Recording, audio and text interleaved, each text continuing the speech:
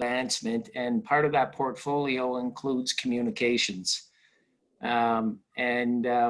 There are a number of communication strategies and tactics that we have employed, a lot of it through your suggestions, working with the town and the Landlord Association and Warren and our students, because we all recognize that they could be aware. We could provide them with lots of information, lots of emails, lots of social media, but the real question is, are they going to change their behaviors? And so we've really looked at that hard, and some of the things we could be doing, and this aspect is a critical part to it, because landlords have an important role to play with the relationship of tenants in the community. I say that as a graduate of the university, but having 3 boys who are graduates, they all lived off campus. And if that's Sean Smith on the line, and I knew Sean as a student, but also knew him as in his role as a special constable, working with our students in the community. So this is a really important part of our relationship, to ensuring that our students are reminded,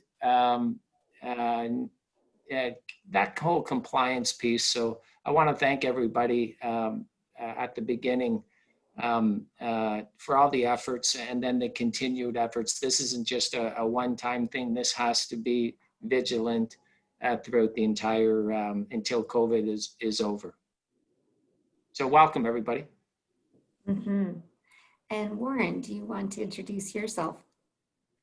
Sure, thanks, Elizabeth. For those of you who don't know me, my name is Warren McBeath. I'm with the RCMPM, the operations NCO. So I run the day-to-day operations, and basically I'm responsible for all the investigations that go on at our detachment, and setting like the local policies and guidelines for my officers that work under me here. So yeah, much echoing Marie's comments, it's been a really good engagement process since really early on in the summer. I mean, really not too long after university kind of shut down with the first onset of COVID, there was much talk about what are we going to do for this fall, right? And it's been really, I mean, as good as could be expected, since really we've been meeting since early June. And you folks from the university much earlier than that about planning this return and the eventuality of bringing students back. So here we are.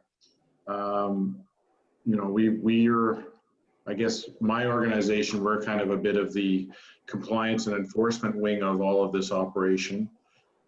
So, you know, I've briefed my members. We still stay engaged, and we're going to go ahead with the neighborhood outreach engagement project, and we're going to be sitting in on the welcome desk starting next week a little bit. And then some regular on-campus activities as well. We're going to be over to service learning the next few weeks to, you know, criminal record checks and things like that, and all those placements and academic responsibilities that those programs have. We're still going to be engaged and involved with those as well. But specifically for this, I mean, it's somewhat similar, but yet there's an added, with all of this COVID health-related, I wouldn't say emergency, but all these concerns. Of course, it's very serious, and it's more than just someone walking around town with a beer in their hand, or large parties gathering and creating noise for the neighbors, right? It's a health issue, and it can be very serious, and obviously there's fatalities involved with it at the extreme.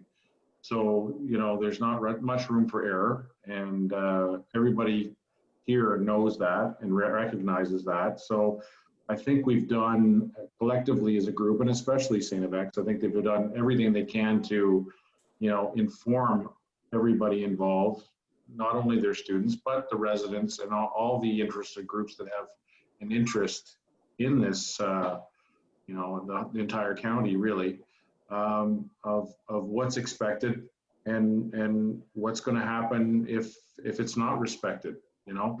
So, you know, we've started. I mean, I think everybody's here has probably heard that we charged somebody yesterday for not complying with the self-isolation. And really, right off the bat, that's a big thing, obviously, because the concern with all the local residents, and I include myself in that because I'm a resident of the town, and nobody wants coronavirus back here. I mean, it may be,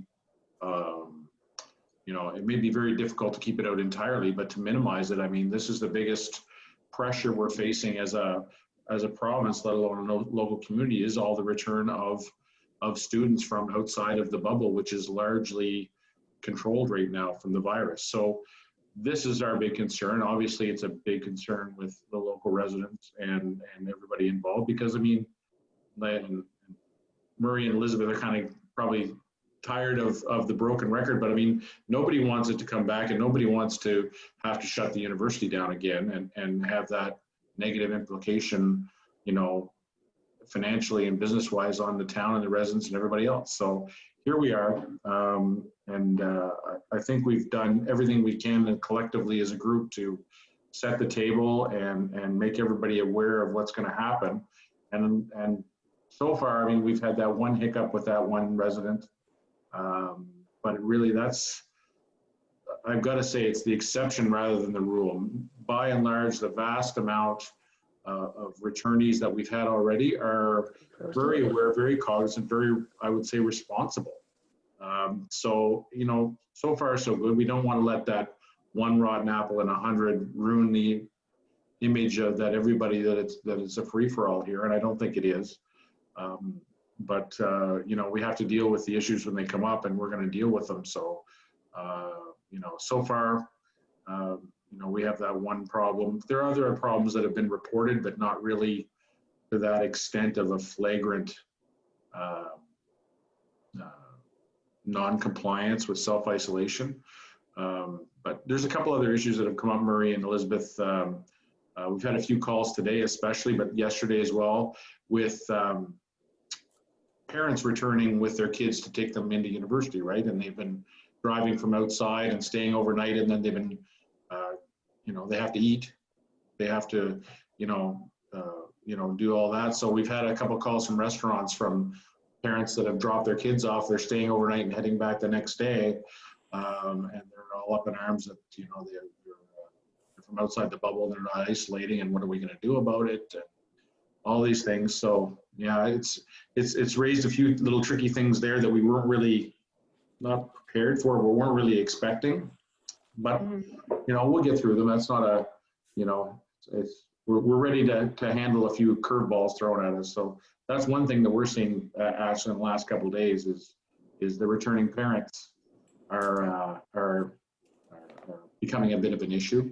But I mean, you've got to eat, so you've got to go over to the Maritime Inn and get some takeout or whatever. You have to do it and wear a mask and get back to your hotel room.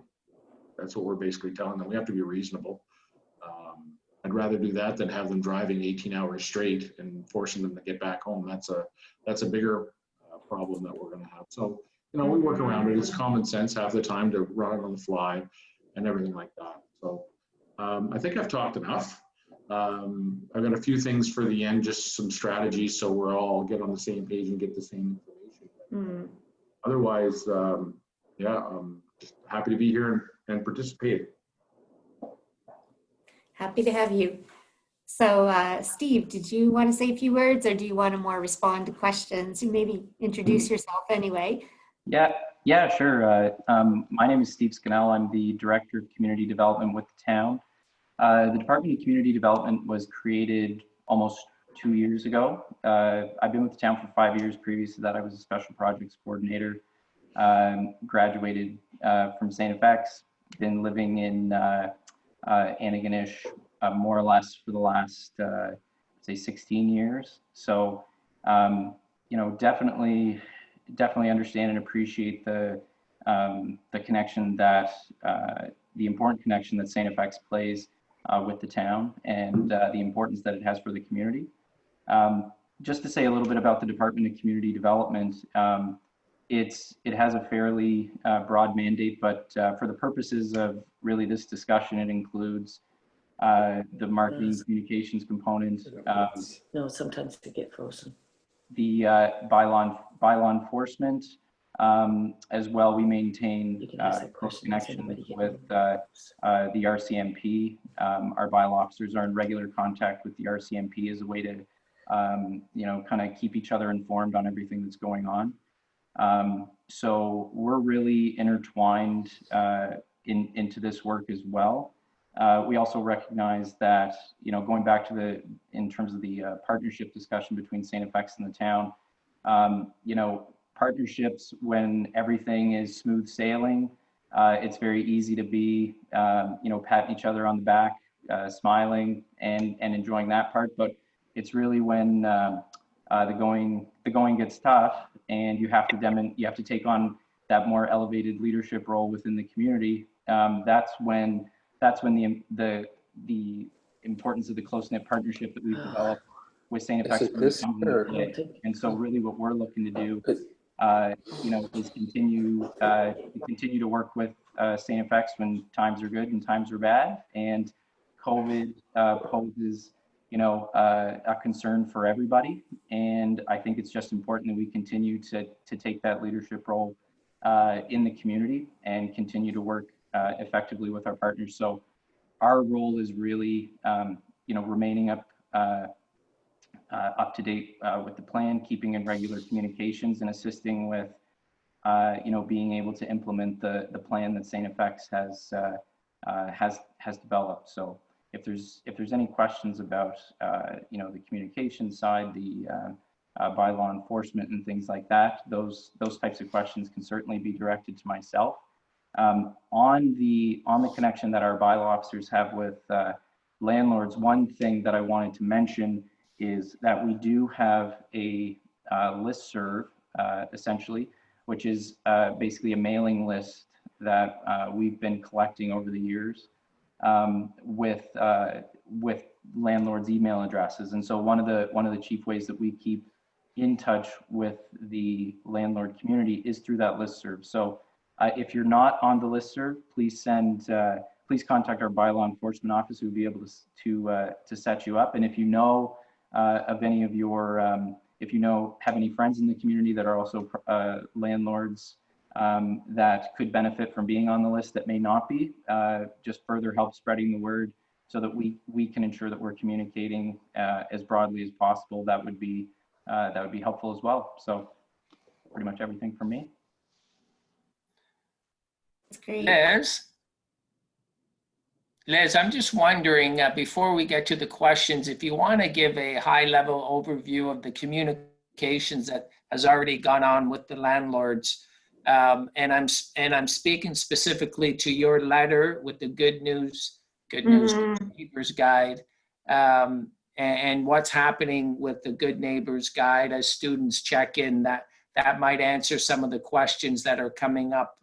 So I think providing that overview, the letter that was sent out through the town, and the hard copy that the students are going to get, I think might be of value to the participants. Yeah, sure. So I wouldn't take a lot of time because we really do want to answer as many of your questions as possible. And Jack has sent quite a long list. So, but I will briefly give you a little report on the bigger picture of what we've been working on. I'll just ask if Kyler can let me share my screen, if that would be okay. I'll just. Yep, just 1 second here.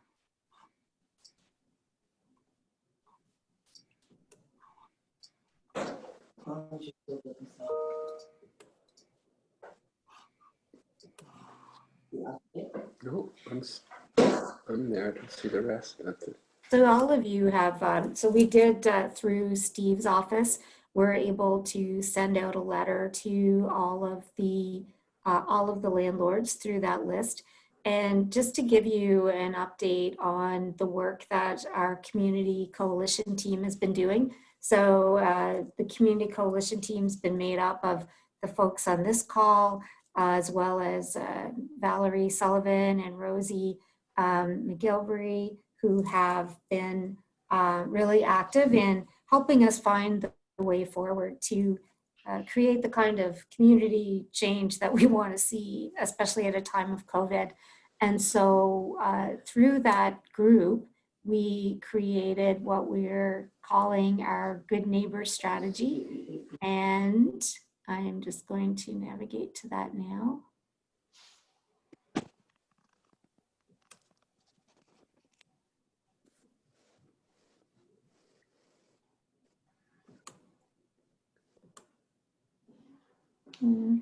Or not.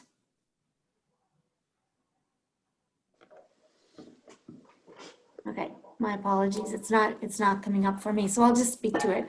So we have a multi-part strategy that this team has developed. And one part of it is education and awareness. So we did create there's four themes: education and awareness, outreach and engagement, support, and an integrated communication plan. So in terms of education, every student who has committed to return to the university, who has registered and is coming back, signed a document which outlined the student community protocols.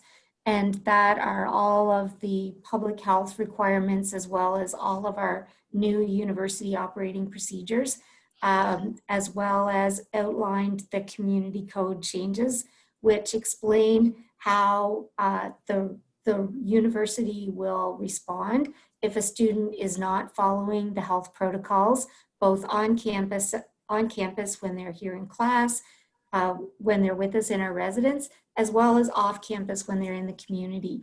And so our students are required to follow these protocols, to be wearing their masks, to be, when they're on campus, masks at all times, off campus, inside public spaces, the requirement of physical distance, just as a normal practice, practicing good hygiene, hand washing, sanitizing spaces, the requirement to self-isolate, and a new requirement to take part in the testing procedures that were recently announced. So all students coming from outside of the Atlantic bubble are required to be tested 3 times, and they will go through that testing before they emerge into the community after they're serving their self-isolation period. The biggest part of this is to show also the requirement to show respect for yourself, for your colleagues, and for the wider community. And that's really where our work with the landlords comes into play. So all students signed a commitment that ascertained that they have read and agree to abide by those community protocols. That's a big part of the education piece. Another significant part of the education piece is the Good Neighbors Guide.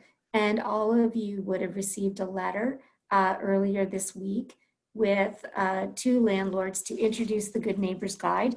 And the team, the community coalition group that is many of whom are here with us today, created that collaboratively. And it is a compilation of a number of different pieces that the town had created in the past, the RCMP, the bylaw enforcement officers, the landlords, and we compiled them into a single Good Neighbors Guide. And that provides information for students about the expected behaviors. So what are the rules that are available, and what are we expecting to have them do? Another part of our education is the Safer Socializing module, and that is a tool that we've created that we will start promoting in September on campus, recognizing that our students are social. The focus is really on making sure that they understand how they can safely socialize during COVID-19. So outlining, the 10-person maximum, how to engage in low-risk behaviors like wearing masks, really helping them understand how to interact safely in a time of COVID to protect themselves, their friends, their neighbors. So part of the outreach piece, landlords to tenants, which is what our letter outlined to you, encouraging, if you can, to share the guide, to have the conversations with your tenants. We do have a welcome table and a green bracelet process where all students returning in new must check in with us when they arrive. We do the check to make sure that they've submitted all of the documents. They've signed the commitment statement, and that they have completed their self-isolation period. And then we will issue the green bracelet. So this is what the green bracelet looks like. So they're required to be wearing the green bracelet at all times when they're on campus. We are doing a lot of work with our residence teams around education, and we also have the community outreach teams that Warren spoke to. So within the community outreach piece, this is where we will be doing some house calls. Taking some of the different neighborhoods and just basically randomly sampling some of the larger accommodations so that we can meet as many students as we can. And this will be, I believe, the mayor, a member of our senior administrative team. And I think, Warren, you mentioned that you would be interested in doing this as well. We'll be just doing some like canvassing door to door, bringing a little gift, a little bit of swag, welcoming the students, recognizing that this is going to be a really unusual year, that we are asking a lot of them. We are asking them to be following these protocols, to be keeping their neighbors safe, keeping their friends safe, and asking for their support.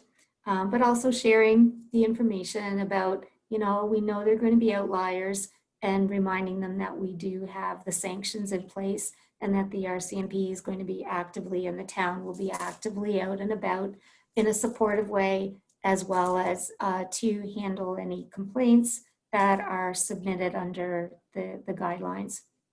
A piece of this that we are recognizing is that there are going to be households who may have some more issues to deal with. So a household that may have gotten along perfectly well in the past may have some new dynamics due to the COVID-19 situation, where some people might be very anxious about their health, and they may have family members who have compromised immune systems. And then there may be other apartment mates who are completely oblivious and feel that they're invincible. And so we're understanding that there are some new dynamics in place. This is all being paired with a very, the Safer Socializing module is really taking a behavior change approach, working to model the positive behaviors and engage students in being a part of the solution. And so the fourth pillar is a very robust communications protocol that Murray and his team are developing. And Murray, would you like to speak to that briefly before we go to the questions?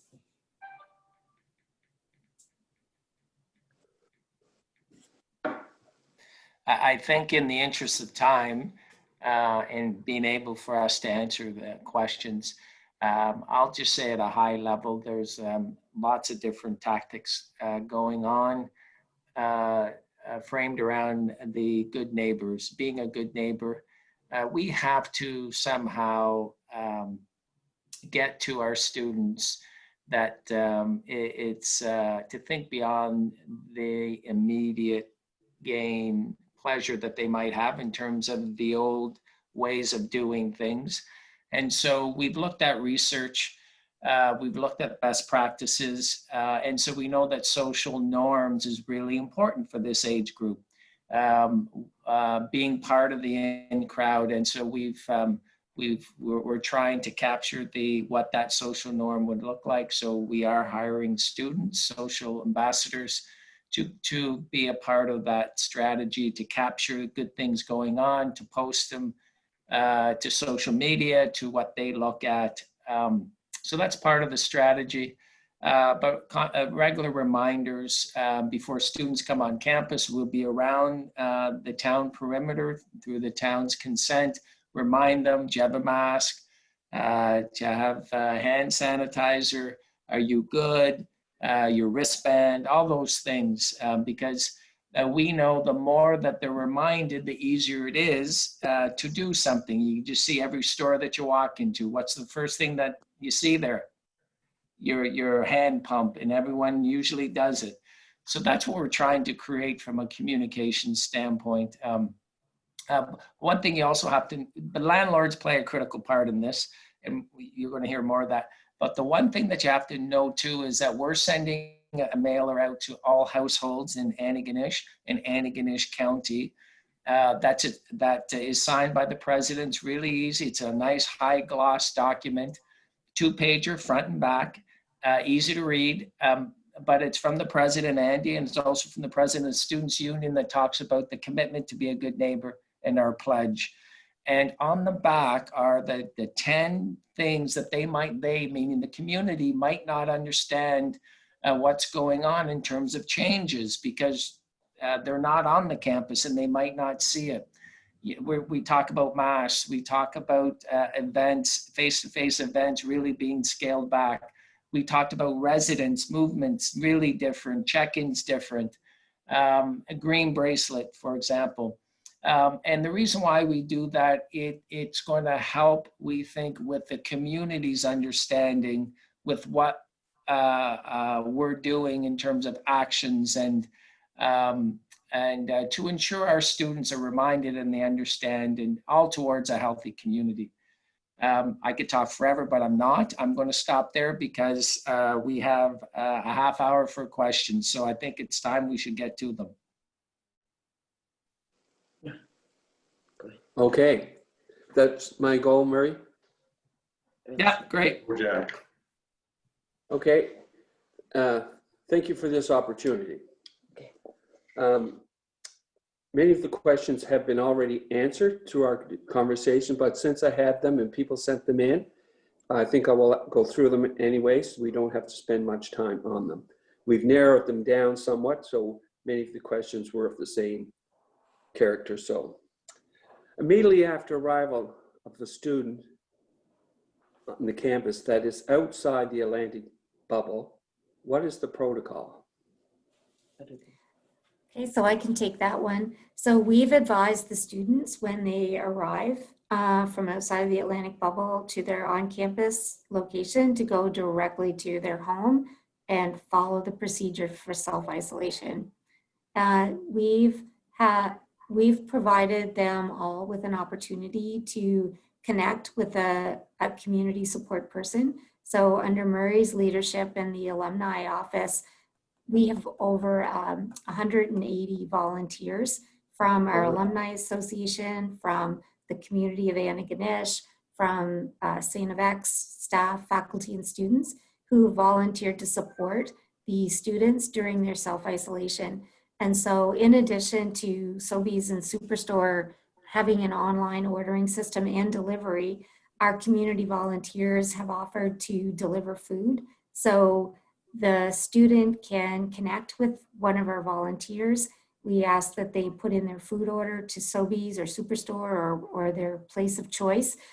They can also, if money is an issue, the student union offers the Student Food Resource Center, so they can connect with the Student Food Resource Center for an order, which would be delivered from that source at no charge. So if students are expressing concern about costs, that's an option that you can recommend. So they have that support available to them. There is no reason for them to go to the grocery store when they arrive. Oh, excellent. Excellent, Elizabeth, because I just had a conversation from a young fellow from out west of that very question. And they're still under the impression that he could even go for walks. I think on the idea of what it was like before. Now I came from outside the bubble recently, and outside the bubble is a whole different world in the rest of the country where you can freely move, and coming back here. So there is a process to realize it is different when you get here. They'll find that out at the airports and the borders. I'm sure they'll notice the difference. Mm-hmm. And Jack, if I could just add on to what Elizabeth just said, something that's much different than any other university. Students are required to submit their self-isolation their travel plans to the university. No other university has asked that of their students. So we know the students who are off campus by way of their isolation plans. So StFX a number of months ago implemented the rule. all students have to fill out this online form. This is well before the province got into the requirement of submitting an online travel plan. So for every student that's coming to StFX, they are to submit a travel plan.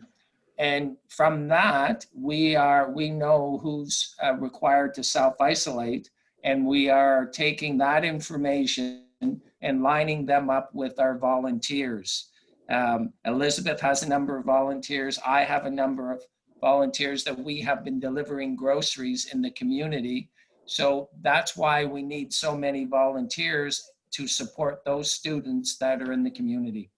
Okay. And are you still looking for some more volunteers? We are. Okay. Students, after the first 2 weeks that they're here, then they start their testing.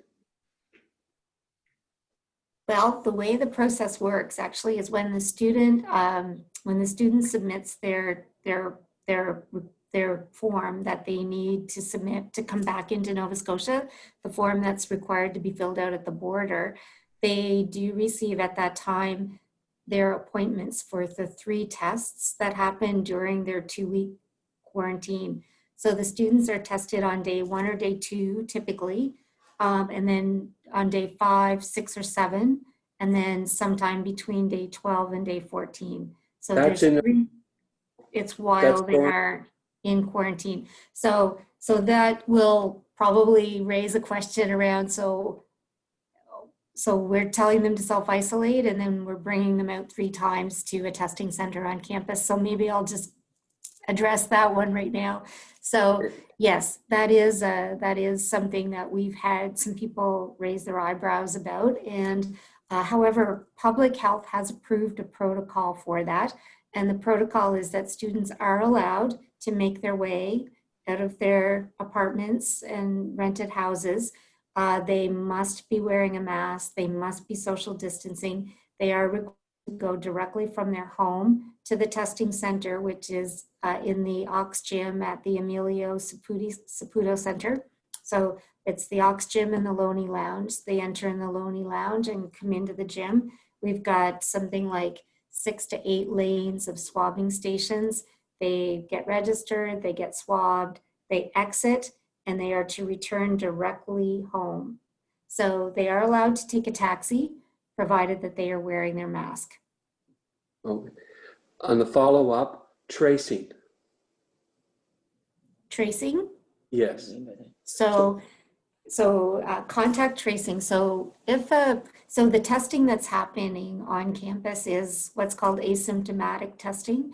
So these students do not have any symptoms, which is part of the reason that public health feels more comfortable allowing them to leave the self-isolation 3 times for testing. They're not symptomatic.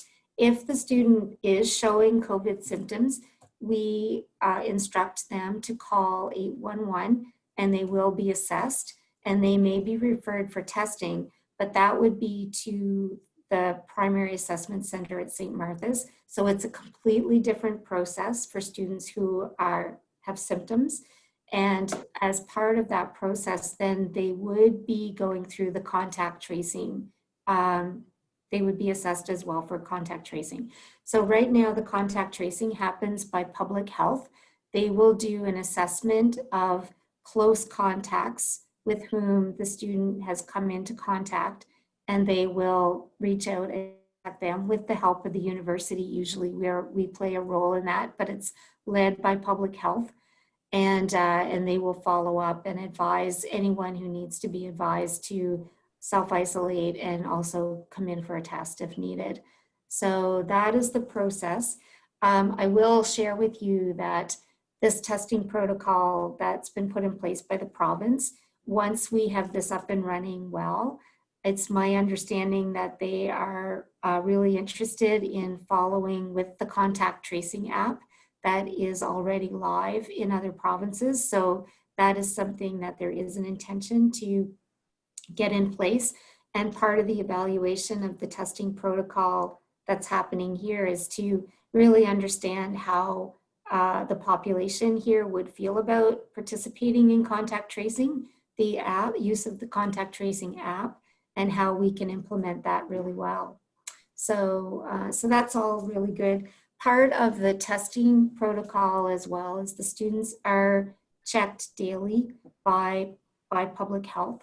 So they have an app that the students must go in and do the app every day. And it is quite good. It reminds them, it asks them, have you been self-isolating? Have you been using your own washroom? Have you been sanitizing your surfaces? Have you been staying out of contact with other people? Have you been remaining on your property? So it goes through every single one of the requirements to self-isolate. So it's a very strong educational tool. And then it also follows on to remind them of the other important things that they need to do, such as go for testing. And then if a student either doesn't fill out that app every day, or if they miss a question on the app, so if they say no, that they haven't been, you know, that they haven't been following one of the protocols, the list goes to the university automatically and we do the follow-up. So it's a very tightly controlled protocol. The testing, we are, you know, we're on it. Yes, it certainly sounds like it. Okay. Maybe Warren can help with this question. If the landlord is notified about question.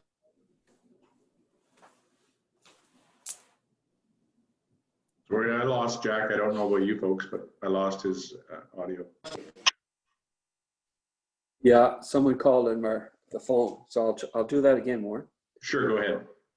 If the landlord is notified about questionable behavior, should the landlord do an initial call or call the RCMP right away? Oh, so for example, a neighbor knows that you're the landlord and they call you about a questionable behavior or problems at your place? Correct. Right. You should give us a call immediately. Well, yeah, I suppose it depends what it is, Jack, but if it's anything related to, you know, a party or COVID-19 or any of this health stuff, absolutely. Also, if it's a noisy party or you know, a bylaw infraction kind of like that, by all means call us as well. If it's something that's really not in our purview, probably like a garbage or unsightly premises or something like that, it's Steve and bylaws that would be called. But by all means, for anything else, absolutely give us a call. So if they're in the backyard and there's football around and there's 4 or 5 of them, but they're staying on the property, that's not something the landlord could drop over, bring it to their attention? You cut out a little bit there, but 4 or 5 people in the backyard throwing a football around? That's fine by anybody's imagination. Okay. There's less than 10 people. They're probably social distancing. They're outside. Yeah, that's not a police matter whatsoever. There's no infraction there. And that's kind of what we're starting to get. Like last weekend, we got, I think, 3 different calls for noisy parties or gatherings, and 2 of the 3 of them were less than 10 people. And they were masked or social distanced, but their music might have been a bit loud. So it was more like a minor noise complaint. And the other one, there were people on the street now around St. Mary's Street and Court Street, but they weren't particularly in a residence, or they weren't when we got there. They were mostly walking around. So there's nothing really we could do or enforce there. But because of all the heightened COVID situation, we are experiencing and expecting more calls about gatherings that really aren't an infraction of any of the Health Regulation Act things. People are just antsy about it, right? Gotcha. Okay. In Sackville, New Brunswick, off-campus students that are in their 14-day self-isolation have been recognized in stores in the downtown area of Sackville. Confirmed sightings. Who is responsible for overseeing of the students so this is not repeated in any condition? there's no one person or body that's responsible for that. I mean, the incident that we had here, it was actually the landlord that contacted us and contacted the university to report their tenant was not respecting the self-isolation. So that's how we became aware and dealt with it. But there's certainly nobody following all these people from outside of the bubble around, other than their regular check-ins that they would have with the university or Health Canada. Otherwise, we just rely on the general population to report them, either to us and or the university. So if someone sees someone downtown and they know they're supposed to be in the bubble, what should they do, if anything? Two things. They should report them to us on our non-emergency line, and they should also report it to the university student life, and the number that's on the letter. Just looking at the letter, 902-867-2276, which is the student life office. Report it to both of us, and we will take it further from there. Mm-hmm. And it is good to report to both of us, because that means that there's no delay. For example, in the case that that Warren was referencing about the student who was not self-isolating, we've already completed an independent investigation, and that's now going to our discipline process, our discipline committee for sanctioning. So we can move much faster when people call both the RCMP and us, and we can move, you know, we want to move quickly on these things. Yeah. And just for everybody's, I guess, information, we had a bit of a hiccup with the information sharing. It says on all the documents that we share our data with StFX. And since then, we've met with our federal legal services lawyers, and we can't do that. We're not allowed to because of the Privacy Act. But there's a couple of ways that we can get past that. And one of them is what we're going to be instructing is when we get called, first of all, to, let's say, a non-self-isolating incident like we had yesterday. If we go and investigate and there's an offense there, it actually did occur, and we're going to take some enforcement action, we're going to tell that complainant, in this case it was a landlord, if they hadn't already, to contact StFX and make sure that they're aware of it on their side. So we're not allowed to directly, but we can certainly point them in the right direction to report it to StFX, because, and we'll explain to them that they're also subject to their community student code of conduct, which they need to know about. So we're going to do that. And as well, there's another process, because when we charge somebody with a ticket, give them a fine, it's actually a charge. They're charged. So the people at StFX can go to the public, to the courthouse, and request because it becomes a public record at that time. They can actually be given the names of all the people charged from the courthouse. They can follow up from there. So that's the way we're going to be able to share information between agencies. It's not going to be directly; it's going to be indirectly. But the same outcome. And we've already been in touch with the courthouse and are working with them to make sure that information is able to flow quickly. And I just want to weigh in terms of information sharing. Again, I'm just going to put in another plug for the landlord list, because as you know, issues arise or circumstances change, if there is any information that that we think would be beneficial to share more broadly, that's something that we can facilitate. So again, if you're not on the landlord's list, please contact us to make sure that you can get added to that listserv, to make the communications a little bit more fluid with everybody. And again, if you know anybody that's not on the list that should be, just direct them over to us, because we think this is a pretty beneficial way to kind of keep in touch with all landlords in the community more generally. So. Okay. Next, Micah. What's the protocol for students that live within the Atlantic bubble for going homes on long weekends? Well, I can take that one. So basically we have communicated to students that we are discouraging travel off of campus, just for the reasons of kind of keeping our bubble as intact as we can. It is a challenge to exceed the public health guidelines though, so we can encourage. And the way we're explaining this to students is that, you know, at the end of the day, we're asking them to choose lowest risk behavior possible. So even though there's not necessarily a law that requires them to stay here, it is a lower risk behavior for them to stay. And that is what we are doing. For those who go outside of the Atlantic bubble, there's a big deterrent there in that as long as the requirement to self-isolate is still in place by the province, if they leave at Thanksgiving or for any other period, they will have to self-isolate when they come back. So they will have to miss class for 14 days and go through this whole process again. So that's a pretty big deterrent, and we're anticipating not many students will do that. We have reduced a few of the Senate has reduced a few of the days. We've eliminated the fall break for this year, fall reading week, so that we can shorten the term and get them home a little bit earlier. Mm-hmm.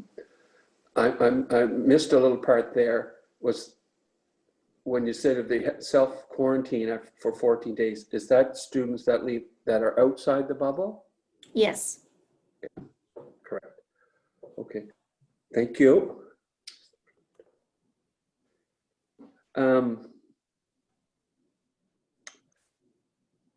What's the best way to handle if in the first 2 weeks in the isolation period or after the isolation period is over, but let's take the first part first. If there's a maintenance requirement in the house, in the unit, how's that best proceed? Mm-hmm. I can take a crack at that. So one of the things there's a very good guide to self-isolation and what you can do and what you can't do. So, and I think there's another question on here about what are the guidelines for self-isolation. And so we could actually share that out with you if that's something that would be helpful. I'll put that together, but people can be in a house with other individuals who are not self-isolating, provided that some pretty stringent criteria can be met. So the requirement is that the individual should have their own room. It is strongly recommended that they have their own access to their own bathroom, and they are required to wear a mask and physical distance if they come out of their room, for example, to prepare a meal for themselves. The requirement is also that they have to carefully sanitize any surfaces that they touch, and everyone in the home should be sanitizing any high-touch surfaces regularly. So doorknobs, faucets, anything like that, that is a high-touch area. So within those guidelines, what you would be making sure of if you needed to access a home, you would want to be sure that the person who is self-isolating is well aware of those practices and will be following them if you are in the home to provide maintenance.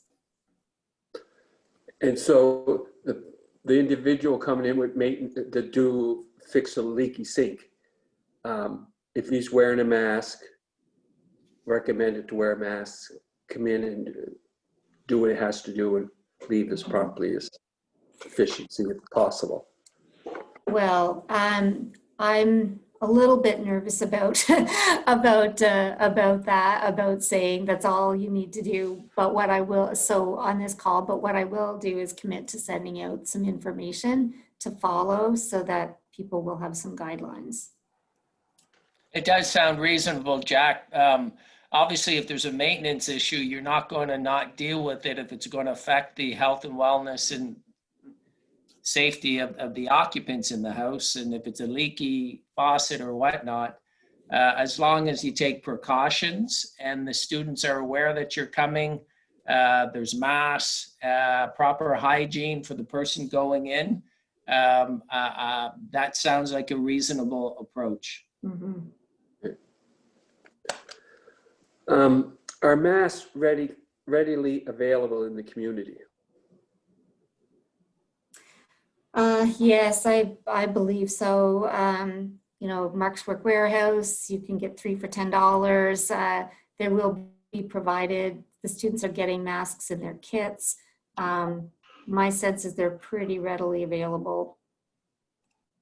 Okay. The students will be receiving a mask in their welcome kit when they get their green bracelets as well. Mhm. And they're required to bring 2 masks with them as part of the communications to the students before they came.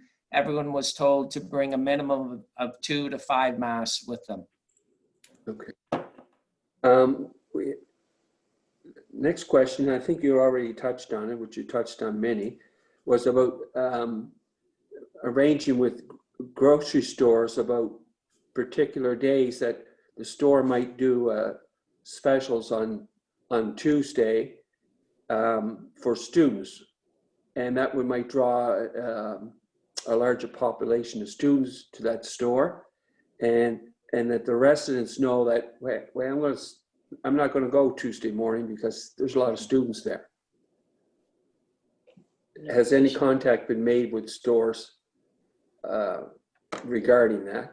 And I think you've made some comments. You made some comments earlier about how there's arrangements for pickup. So.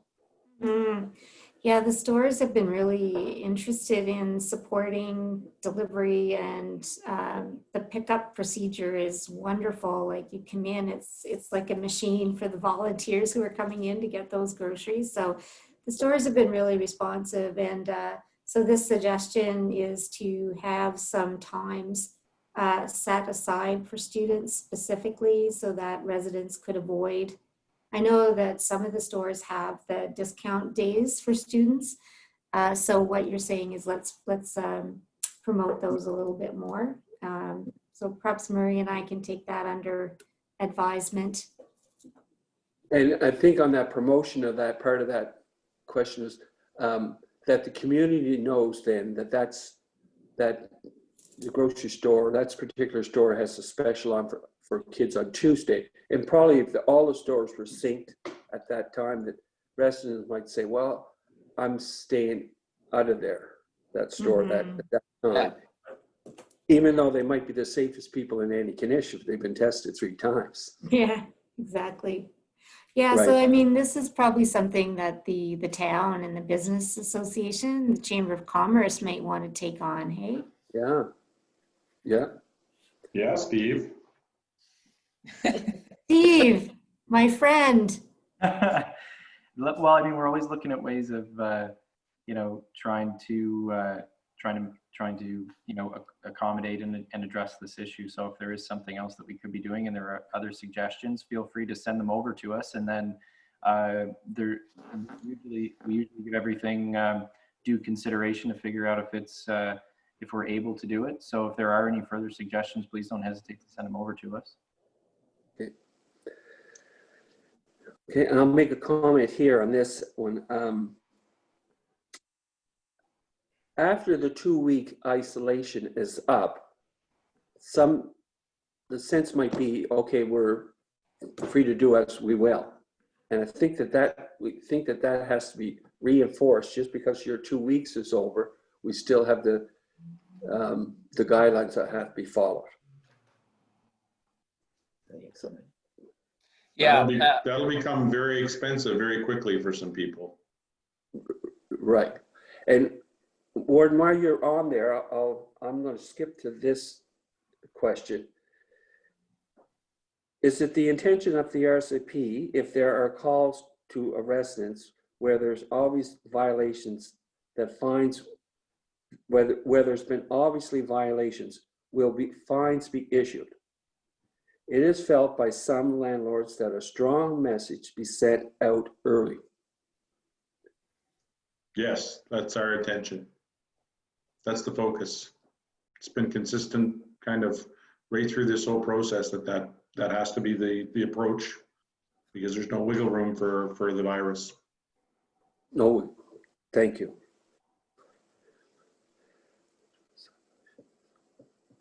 And what can landlords do to support the students? Well, perhaps I can start, and then I invite any of us really to join into that one. So in the letter that we shared with landlords earlier this week, so if you haven't had a chance to read through that, we do have some suggestions in there. And like one thing is to have the talk with them really, and make sure they have the Good Neighbors Guide that's pointed out to them as a document that if they're familiar with it, it will really help them along. It'll help them avoid some of the issues that they could run into just because they don't know. So to really encourage them to make themselves aware of what is required of them is a huge piece. And it's different, when we're also inundated with email and communications, and it's easy, so easy to overlook things. But that face-to-face conversation that you can have with your tenants could be the difference maker, because you're bringing it to their attention, and that doesn't happen every day anymore. That one-to-one to say to them, do you know what? We have this Good Neighbors Guide. Have a read through it. Have a look through it. Here's a section that's really important. These are the protocols. And I think the other piece is to, if you're able, and I know we all have different responsibilities in our lives, so there'll be no judgment here. But if you are in a position to offer support to them, we do encourage you to do that. Be there for them as much as you can and remind them. But there's other really practical things like doing the pieces around, the high touch surfaces and providing them with some wipes to keep their surfaces wiped down. All of that is helpful. And, there's a lot of talk about COVID not being so much transmitted by surfaces, but I think the benefit of all of this is evident care. And I believe that if we are showing care for our students, they will show care for their community. And I think that's the most valuable piece of this. I'll invite my colleagues to chime in. I would support that, Elizabeth. The regular communications is critical in any relationship, Jack. As you know, just check-ins and seeing how they're doing. The Good Neighbors Guide. You have it digital form. It was from Stephen's area. And that could be forwarded to your tenants if you haven't done that already. So at least they have it. But they will get a hard copy in their welcome kit when they pick up their green wristband. So some landlords could be proactive in printing it off to put it on the table before they come, but know that they'll get a hard copy. But I would say just a good relationship and just talking about what's at stake too. I can't imagine a fourth-year student, a senior, wanting to do things that might jeopardize their annexing ceremony, because that's what's really at stake. If things don't go well, then we're back to March, and so everyone has a role to play, and there's a lot at stake in addition to the health of our community. Mm-hmm. Jack, if I may, I see that there's actually a written Q&A that's been submitted, and I'll just repeat it for everybody. It's a question that's asked: how do you self-isolate when you have multiple roommates? And that's come up a lot. And so I'll go through a process with you. It can get convoluted, particularly if the roommates are from within and without the bubble. So we encouraged everyone to come together, particularly those from outside of the bubble. If there's a gang of them from Ontario, try to arrive in Antigonish at the same time so that you're doing your 14 days together. If they come in staggered, if someone comes in on the 26th and then the 29th from outside of the bubble, what we've been telling them is if you can self-isolate within your house, You have separate, Liz has already mentioned it, you have access to your bathroom, a separate bathroom, and you put in parameters in place, lots of cleaning. You're not sharing the kitchen at the same time. If you can do that, that's acceptable and you're on your own timelines. But the students that I'm supporting, a lot of them have said, we can't do. So what they've decided is the last person who arrives, they're all going to do their self-isolation from 14 days on at that point. Because they realize they can't really put those parameters within their house. There might be one bathroom. So we explain it to them, whoever is the last person from outside of the bubble to arrive, even if you've done all your self-isolation and they arrive from outside of the bubble, you need to redo the 14 days again. So that's what we're telling them. But the first part of the path is, can you do it within the house? If you can't, then you have to go with that last person arriving. In some instances, well, 3 of my roommates are from the bubble and 2 are from outside of the bubble. Well, the ones who are inside of the bubble, and if they can't work it out with inside their house, they're going to have to isolate for 14 days when the outside of the bubble people arrive. Does that make sense? Yes. Yeah. And I think that wraps up my questions. Just a little bit further to that, Jack, that what Murray explained at the first with people able to live and clean and stay in the residence, that's actually the guidelines from the federal Department of Health and Health Act. So we get regular checks under the Quarantine Act to actually check people that have basically traveled internationally back to the country. We have to do those checks for the government. And those are the guidelines that they set. So if they're in a house with multiple people, and as long as they can self-isolate, like Murray said, with their own bedroom, preferably their own bathroom, and then they mask up and disinfect when they're getting food or out in a common area and go back to their room, that's acceptable. So really what Murray's saying is if they're trying to get the students, you know, basically last in starts the 14-day clock, that's really over and above the federal regulations, which is great, rather to set the bar higher than lower. But as far as enforcement comes, that's all we can do is the same as the Health Act guidelines. So it's pretty vague. It's really, when we get complaints about that, it's really tough to enforce, because who's to say how well they're disinfecting or how well they're staying apart. So, you know, by and large, a lot of these things, people are really kind of on the honor system. We can't be watching them 24/7. So, you know, but so far, knock on wood, it's been, you know, very good. Good.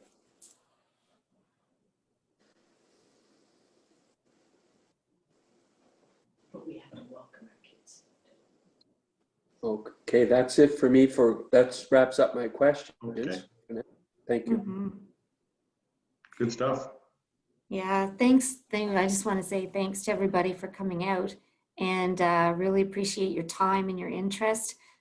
This is going to take a whole community approach, so we're really grateful, and we want to make sure that you know we're here to support you, however, and we really appreciate your support. And I think I do have one question for Jack. yeah. I see that we had 11 attendees. I think it went up to 12 during the call. My question to you, Jack, is there a need to have another one of these panels for next week? I just don't, and maybe this is for Steve, I just don't know the number of landlords. Like, is 11 10%, 20%, 50%?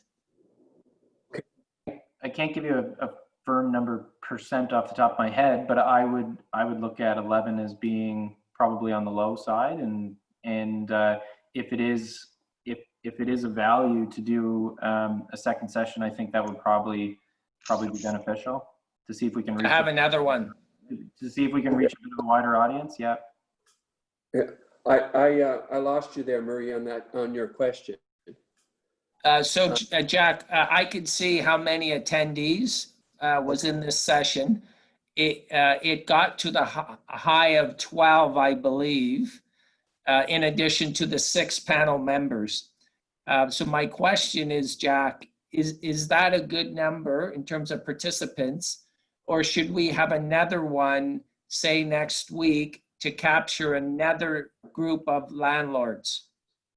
I would say I'm with Stephen that I heard some of Stephen's response. I would say that's low. However, I did make initial contacts with some last night, made phone calls, and it's a busy time of the year for them. And at this time of the day, that's the responses I was getting. They're trying to get apartments ready and get the last stuff done. So I'm perfectly willing to do another one if we thought it could help. I will take this information, try to get this out to them and see if it can generate more. And maybe I might try to get a feedback who might be interested in doing a meeting. And That's good. If we get some good interest, I'll let Elizabeth know, and then I'll let Elizabeth make the call if she thought, well, let's do this. And just the thought as far as timing, maybe it could be beneficial rather than having it during the workday. Maybe it's Have it in the evening. it is something. Sure. Yeah. Yeah. Later We'd in be the open to that for sure. Yeah. Yeah, I certainly can make it work for sure. Yeah. Okay. I'll put feelers out and see information I can get back, and perhaps Great. Stephen can as well, because he's got another further extensive list. I think one of the things we got to kind of get out there is, as you mentioned earlier, Murray, about what happened in March. Who would have believed that was going to happen? Exactly. Who would have believed that there wasn't going to be a graduation that close? Yeah. And what can happen here is not good. This has to be taken seriously. But everybody's got to play a role in this here. Yeah. And we have to play a role in there, not just with the students, but in the community, because it's an older community, and sometimes just the sight of a student. I wonder if they're being quarantined. I'm sure that Mr. Warren gets this here. Just because they see a student out in the backyard throwing a ball doesn't mean they're breaking quarantine. And it doesn't mean they're affected. And as I said earlier, the students might be the safest people in Antigonish if they've been tested 3 times. And if there is some people that get it in Antigonish, it doesn't mean it was brought in by students either. So I think our community leaders have to take a role on being generous. We're a generous community. We're a welcome community. We have to show that we are that, and that we want to make all this work for everybody, and in a compassionate, caring way. You're here. That's great, Jack. Thank you. That's great. Yeah. Okay. Well, thanks everyone, and have a nice evening, and we'll wait to hear if you'd like to have us back, because we'd be happy to come. Okay, thank you, Elizabeth. Warren and Elizabeth, can you stay on the call, please? Sure. Okay, thank you. Thanks, Jack. Bye, everybody. Thanks, everyone. Bye, everybody. Bye. There we go. Yeah, hello. I'll just wait till everyone's off the call. Mhm. Is Kyler still on the call? I'm still here. Oh, great. Do you want me to jump off? No, Kyler, you stay on, actually. You're somebody who I'd want on the call. Just wait till everyone goes off the call. So thanks, Warren, for your participation. Oh, This no is really problem. helpful. No problem. Yeah.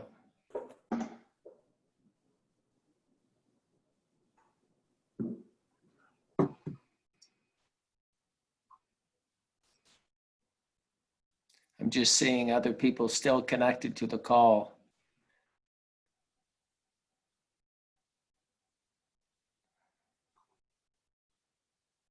Oh, I still see 7 participants.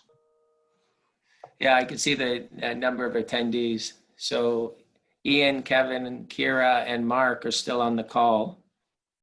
If I could have you guys hang up, that would be great. You could jump to Teams if you want. What's that? You could jump to Teams if you'd prefer. Oh, okay. I don't think I have Teams, so Oh, okay. don't jump. Don't jump. So obviously, so how's Ian, Kevin, and Kira, and Mark doing?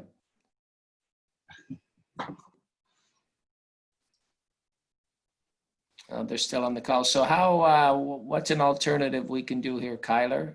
Can we set up another quick Zoom call and have everyone come back? Sure. Yep. I'll send. I'll send. Can a you link. do that? Yeah, I'll send a link to everybody. Okay, so we'll leave. Just watch your email. Okay, thank you. Bye. I'll be back.